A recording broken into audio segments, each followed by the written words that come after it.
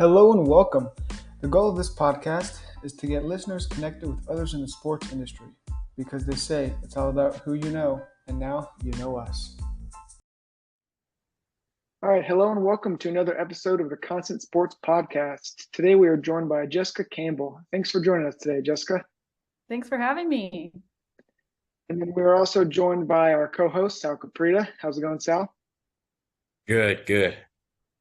Wonderful. So we've got a great lineup today. Before we dive into the deep end here, I want to give the listeners and viewers a little background of Jessica. So Jessica graduated from Pepperdine University with a degree in integrated marketing communication. Jessica is the CEO and founder of PO3 Agency, an agency that offers marketing, public relations, social media, consulting, management services for companies, brands, podcasts, talent, products, and much more.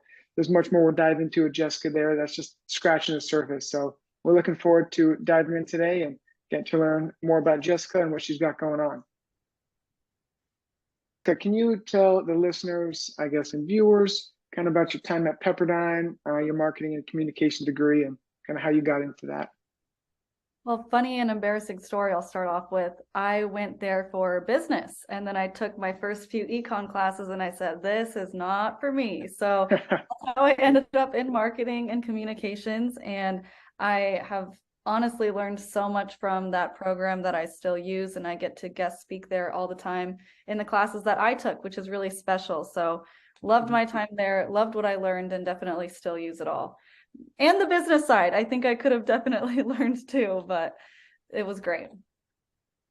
Yeah, no, that's I feel like that's a lot of us when we first get into college. It's you get in those like chemistry classes, econ classes, and you figure out like, wait a second, this isn't how it should work. I got to change paths here. So that's awesome that you kind of found your route and found your your area of expertise you're going to go into. And then after you graduated from Pepperdine, what was it like kind of getting into the workforce? Once you graduated, what were some things you tried to do to separate yourself?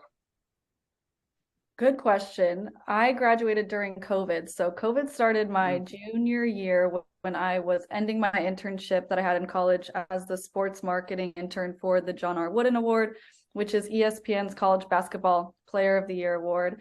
And that is basically where I got my start in the sports industry. And I designed all ESPN Sports Center for a lot of the stars at the time that were up for the award, like Trae Young, DeAndre Ayton, Asia Wilson. That was the class I worked with and for. And so it's really exciting to be where I am today, still working with that kind of group of people. But that was my introduction. And so when COVID happened and my internship ended around the same time, my boss and I still wanted to work together. So we formed a podcast called Sports for Positivity, where we interviewed professional athletes and entertainment figures on what they did for the community and how they used their voice and platform to cultivate positivity at such a negative time. I'm sure you guys remember. And then I did that before I graduated. So as soon as I graduated, some of the sponsors and athletes we had on the show saw my marketing work and asked if I could do it for them. And I had 2 or 3 people ask within the same week. So I either had to keep applying to jobs or maybe trusted myself and, believed in myself if I could really do this. So I gave myself 6 months to a year. And if things were going well, I would keep going. And if it wasn't, at least I tried, and I'd have hopefully a better resume to start applying to more jobs. And here I am over 2 years later. Yep. No, that's a wonderful story. And we'll dive into that a little bit more here throughout the podcast, but that's an awesome how you get your start, I guess, with the award ceremonies and whatnot. And then so I guess why'd you choose a career in the sports industry? Like your first internship, kind of you said in the sports, like what made you want to go into that, like into this sector? So I have 2 brothers. I'm a triplet, and basically growing up, it was majority rules. So whatever 2/3 of us, so the boys wanted basically, we would try and we would do. So it was great growing up, but I played a lot of sports and I was around a lot of sports, and God made me 5'3" and tiny. So I was not meant to be a professional athlete. And so I really still loved everything about sports and the industry. And like I said in the last answer, as soon as I saw that there was another place in the sports industry besides player, GM, agent, I was like, okay, this is perfect. This is exactly what I want to be doing. So that's why I'm in it today. And I think beyond that, the memories that sports create and the atmosphere around it, you're not just playing for something, you're playing for something bigger than yourself. You're creating memories for other people. And it's just one of the most special industries, I think, to be in because of all of that. Yeah, I agree. A question that kind of just came up when you were describing kind of that transition out of college and just the opportunities that you were able to presented themselves and everything was the fact that you highlighted a lot of skills like outside of just like the normal like stuff that we learn in college, whether it's the graphic designing kind of that those kinds of skills. How were you able to pick up on those? Was it a combination from your education, or like was it outside work that you did as well? A lot of it was my education. So I went for marketing and communications, but a lot of it was learning the marketing. So every time I remember I would be in a graphic design class and they would teach us these principles on how to Photoshop and do everything. And I had to use those same principles the next week in my internship to make all of the graphics. So other than that, YouTube was my best friend. I don't know all the answers to anything, but I know how to find them or who to ask to find them, right? So I guess a combination of both. And I'm with you. And YouTube University is a great place for knowledge.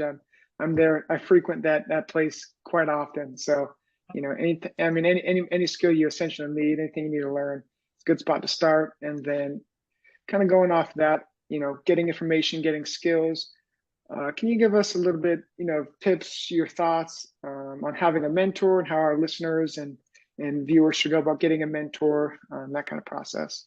Oh my gosh, if there's something that your viewers take away from me, I hope that it's to find a mentor and to get one. And I have had a lot over the course of my career so far, and even during college, because you don't know all the answers and you don't know how to navigate the space, or you're not able sometimes to make connections that you need to make by yourself. And I think having a mentor to help guide you through either life transitions, career transitions, questions that you may have, I think is one of the most valuable things as someone coming into any industry, but also someone who wants to keep growing in their career and in their personal life. And it's not about just having one. I think just like life is like a marathon, you keep running and you're on mile 1, and the people that hand you the oranges and the water on mile 1 and 2 aren't the same in 10 and 11 and 15 and 16.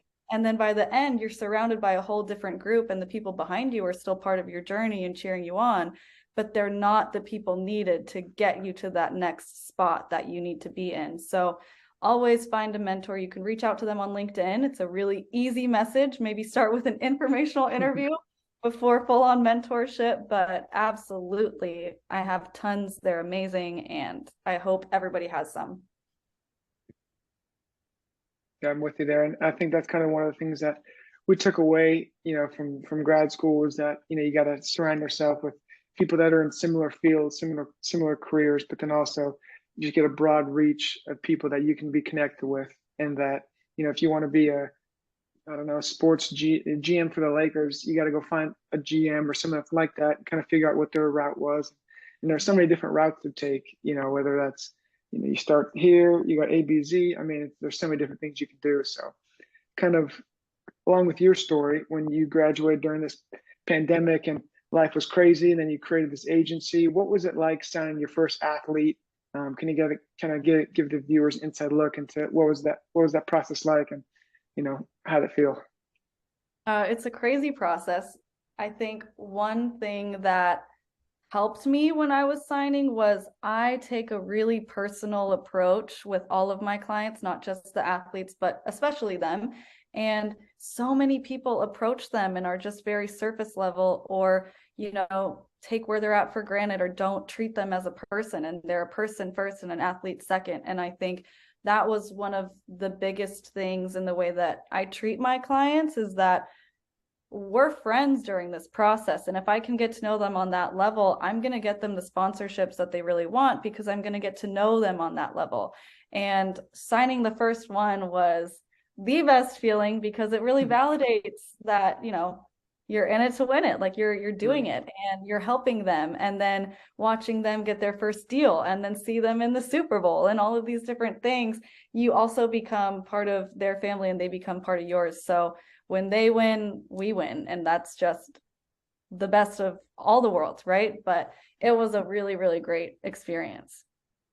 Yeah, I like that. I like that. If they win, you win. I think that's a great, kind of foundational pillar to structure any business on, especially an agency. With the agency world is so, I feel like, everyone says like it's just a bunch of sharks and people are just in it for the money. Where, if you can, like you said, kind of build your company off personal relationships, that's going to go a lot longer than, just saying, hey, I'm going to give you this, I'm going to get you this deal, and kind of treat them as a number, not a human. So that's, kudos to you, and you kind of figuring that out early in your career.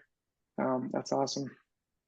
Yeah, and that's just a really good point, Connor, on the fact that obviously just tying it all in and being able to build that relationship. So that was kind of a thought that I had, Jessica, and hope maybe you can give the audience a little more information about that. Is just what approaches do you take in being able to build that initial connection, as well as start to build that relationship with your potential clients and kind of develop more of a understanding of them?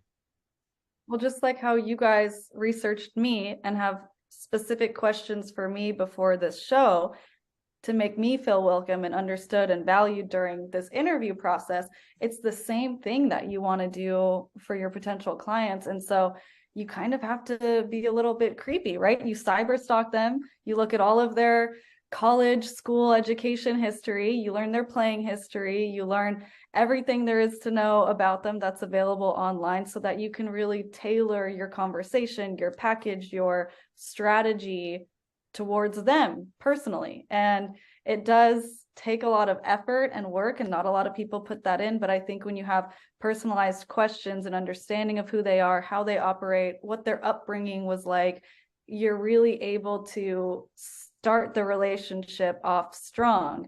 It's like dating somebody. Like, you have to get to know them and you have to ask them questions and you have to answer their questions too. And I think just being open and having those conversations are really important from the beginning. But that's how I really tailor the first meeting and the first interaction. Is I get to know them as best I can, and then we'll have a lunch or a Zoom call so I can get to know them better and talk to them about our strategy moving forward. But that's one of the ways.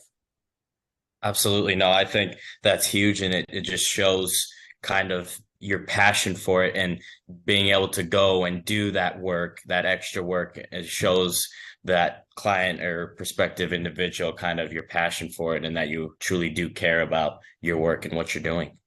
Mm-hmm.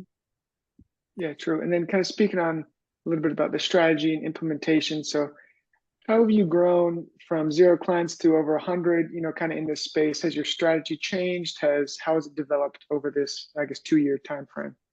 Oh my gosh, of course it's changed. If I stayed the same from the very beginning, I don't even know where we would be right now. But I think that's one of the most important things, is being able to see the market change and be able to adapt to it. So the packages and the offerings that we had at first, of course, we still have a few of them, but things have changed so much in the sports and entertainment industry and in the world drastically over the past 2 years. So we've adapted, we've changed, we've opened up more services, we've cut out some that people don't really need anymore, and we're just going with the flow. We're changing as we see fit. And then even as a client or a group of clients, like we do a lot of NIL work, and some schools are asking us to give marketing help to their entire program or to just one specific sport, and that wasn't something we offered at the beginning. And so now we had to make a new package, make a new system, and be able to offer that exclusively to some schools, but then be able to change it and make it customized to the different sports and individuals and teams, right? So that's one example, but oh my gosh, so much change. Yeah, no, and I wanted to dive into that a little bit regarding the services. And one thing as I've been looking through agencies and kind of been in the space for a while, that I thought was different from your agency is the resume building and career coaching sector. So I guess you mentioned just now that you've been pivoting, and you started here, now you're here, but how did that resume building and coaching kind of package, how'd that all come together, and what made you decide to go down that route? It was back when I was doing the podcast and we were interviewing professional, not college athletes, about their time in the league, and on top of how they impact their world, it's kind of like how their world has also impacted them. And so what I was finding was that sports was their whole life growing up, high school, college. And for the athletes listening, you guys know, like, that's your life. You are devoted to being the best athlete, the best at your sport, the best that you can be for yourself and for your team. And that also means that you're a student too. So you don't have time to get another job or an internship or help build your resume. And so let's say you're lucky enough, you're part of the 2% that goes into some type of professional league. You're there for 3 to 10 years, maybe more. And then what do you do next? A lot of people don't plan for the next step. And that breaks my heart, because it's so sad to see these individuals with so much to offer and so much potential just kind of crumble and lose themselves a little bit, because everything that they loved and knew their whole life is suddenly taken away at the moment's notice of an injury, being cut, anything like that. So we, in our strategy and how we work with our athletes, is yes, we'll do your marketing plan and your strategy, but we're going to plan for your post-career, whether you want to hear it or not. And so it's not major as they're during the league, but we do have these sprinkles and little Easter eggs of things that we set up for them, so that they're building a platform, they're building a career that's tailored to their specific journey when they're done playing. Right. Yeah, that's very important. And I feel like athletes kind of do life in reverse, where it's like they retire at like 28 to 30, and then that's like when most people are like getting full-fledged into their career, like they've been working for a while and now they're maybe, a little bit higher in a company and they're just kind of starting out, whereas athletes are like done with their career at that time. So having that, those Easter eggs and sprinkling in these things where it's like, hey, you're gonna have to focus on this. You might not want to do it now, but it's kind of, you gotta start build these skills, build these resume things. Yeah, exactly. That's funny. But yeah, they need that a lot. And I guess going along with the services, could you give the viewers also an inside look on what's it like hosting these events? Like you did Trenton Irwin's football camp, and you also have the this Rose Bowl youth camp coming up. So just kind of give us inside look on how you do those and kind of what's the why behind those events. So it first started with my client, Trenton, who really just has so much love for his community and the people that have helped build him. And that's really special to me, because we actually went to high school together, and I stood in the bleachers watching him play, where he got scouted to play for Stanford, and now he's one of my clients, and we get to hold this camp at that same stadium, right? So it's really special, and it's just a really good event to give back to the community. And his whole idea behind it was that there's so many camps growing up that he was a part of, and it was a lot of instruction and not a lot of fun sometimes. And I think the joy of playing sports is that it is fun and it's a good time, and you build really strong relationships and skills while you play that benefit you outside of that sport. And so this camp was created to be a really fun, uplifting, encouraging day for all of the kids. And this is the second year we're doing it.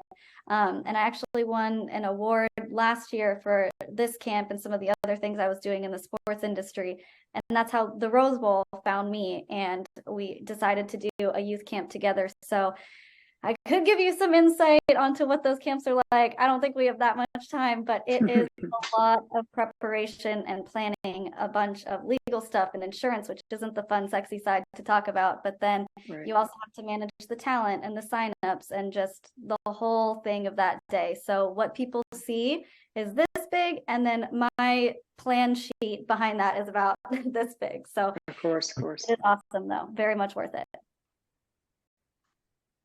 I'm fascinated to hear I'm sure as the audience has listened through this, they've picked up on how much you've been doing already in the sports industry, everything you've already accomplished, and even with all the awards and everything that you've gotten so far, what would you say has kind of been the most rewarding thing that's happened in your career? That's a good question. There have been a lot of things, and one thing I think we haven't touched on yet either is I also have a NIL app for college athletes, so they can actually scroll and apply to deals for themselves. And as amazing as these camps are, and partnering with the Rose Bowl is literally a dream come true. And I kind of get emotional every time I talk about it like this. But I think the app and this company and being where I am and the amount of people that we've helped and the lives that we've changed, and even outside of sports, we have a lot of clients that are influencers, singers, artists, businesses, products, services. We've just been able to do so much good. And I think that's something that I'm really proud of, because we've been doing it for over 2 years now. And I did not think that this was the path for me or where I'd end up, but I don't know. Is it corny to say every day? No, that's But perfect. no, I'm just happy to be here and be doing what I love. Yeah, I mean, I think that's what everyone should aspire to do, is do what they love, and every day is, should be what they kind of are striving for. And as you kind of mentioned with the app or whatnot, can you give a little bit more background about that? I know it's for the NIL athletes or whatnot, but it kind of is it fully functioning? How's it work? And it's NIL is a whole new space, so we just have a lot of listeners that are kind of interested in that sector. Yep, in July of 2021 is when the rules opened up and allowed college athletes to profit off of their name, image, and likeness. So it's kind of not really common that we're talking about it a lot right now. And so a lot of people might not know what it is, but think of like an influencer on social media where they promote products, they have appearances, or a professional athlete where they do signings and endorsements and things like that. It's the combination of both, really. And this app came about because in July of 2021, a lot of my business clients wanted to start working with college athletes. And of course, I'm like, okay, we'll do it. Why not? And it turned out to be one of the most tedious, time-consuming, hardest things ever, because it was a new space and there was a lot of back and forth between the athlete and company and all of these things. And one day I just got so frustrated, I started Googling like crazy and was looking for some service or some website that could make this process easier or help me. And at the time there wasn't. So I remember I canceled the rest of my meetings that day, and I took a blank notebook and I took pen to paper and designed every single page, word, box on the app that I needed so that it would fit the brand's needs, the athlete's needs, and then the agency's needs, as well as the compliance with all of the schools. So I've been building that since July of 2021, and it just came out December 2022. And it's fully functioning. It's out. It's called Opper on the App Store. You can find it, OPPER. It's short for opportunity. But that's a little bit about it. Perfect. Yeah, we'll plug that in there for the athletes listening, and hopefully we can kind of promote that and get it out on the airways and get some deals done for those NIL clients and athletes. Awesome. Yep. That's just so huge, obviously, with NIL just being just legislation that was just passed recently within the couple of years, and kind of the wild, wild west is when the kind of what happened. So getting more information, more education out, and having an application like this for people to utilize and get up to date and kind of a all one-stop shop for NIL, that's really cool and fascinating. It's been the best journey, designing it, building it, putting it out there. I've learned more in the past year and a half from that than absolutely anything. So it's been a labor of love, really. And I'm glad that it's out there. People are using it. Deals are happening. It's going great. Yeah, it's beautiful, beautiful. And so as we've kind of had this discussion, where I feel like every time you see an opportunity, you've seized it, and you've kind of gravitated to those, during COVID, whether it's this NIL app, you're kind of, your whole, career kind of encompasses that of an entrepreneur. So what are some skills, maybe some talents or whatnot that are essential for, I guess, any future entrepreneur listening, or someone that was interested in the sports industry itself? The ability to function off of little to no sleep. No, I'm just kidding. No, I mean that. I think believing in yourself is probably one of the biggest things, and you have to kind of be a little bit crazy to go out and start something that only you at the time believe in, and then build it and make other people believe in it, in terms of clients coming on, people supporting you. And I think that one of the best pieces of advice I've ever gotten, and so I'm going to give it, is don't fake it till you make it. you have to fake it right from the start, or believe it right from the start, really, because there's no making it if you're faking it. Like, you have to truly believe in what you're doing, believe that you're good at it, believe that you can change whatever it is that you want to be changing and doing. Otherwise, nobody else is going to. And I think that is one of the best pieces of advice I got. And so one of the best pieces of advice I can give to answer this question. Yep, I'm with you 100%. It's all about the belief and just trusting yourself. Really, at the end of the day, is kind of what it comes down to. Is we all progress in our careers, and I guess as you move forward in your career, you've already done so much for the community and for the area. But as you move forward in your career, how are you planning on continuing to impact the community and shape the next generation of entrepreneurs? I love that question.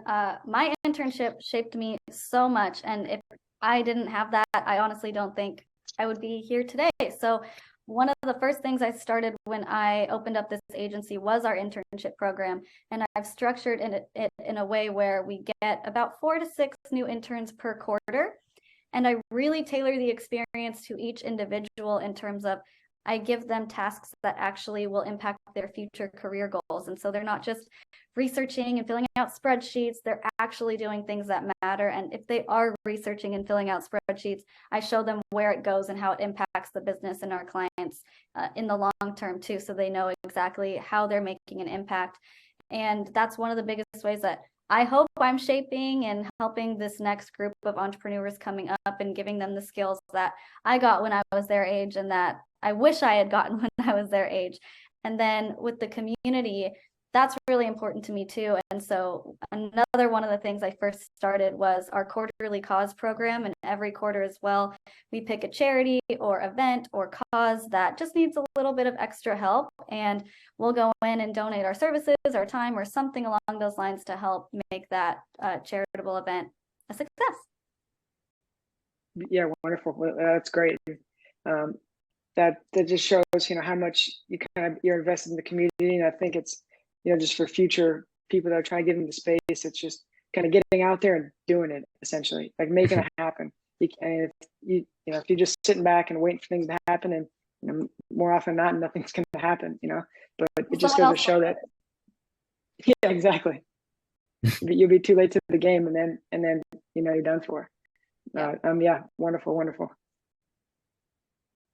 And then just kind of to wrap up, we appreciate you jumping on today, and we try to keep these in 30 minutes. I know we could talk for hours here, but you're a busy lady, so we'll let you get going here. We'd just like to finish up kind of with a no huddle.